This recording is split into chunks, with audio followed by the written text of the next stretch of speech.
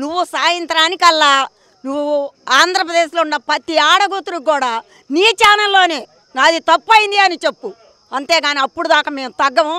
ఎక్కడ నీ సాక్షి టీవీ ఉండగానే మేము అక్కడే ఉంటాము. జై అమరావతి.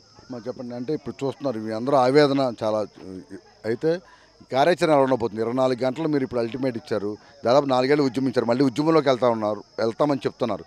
ఎలా ఉండబోతుంది మీ పోరాటం వాళ్ళు స్పందించకపోతే? జై ఆంధ్రప్రదేశ్ అండి. దేవతల రాజధాని మామూలుగా ఎవరు దీన్ని ఒక తీసుకొచ్చి పెట్టింది కాదండి.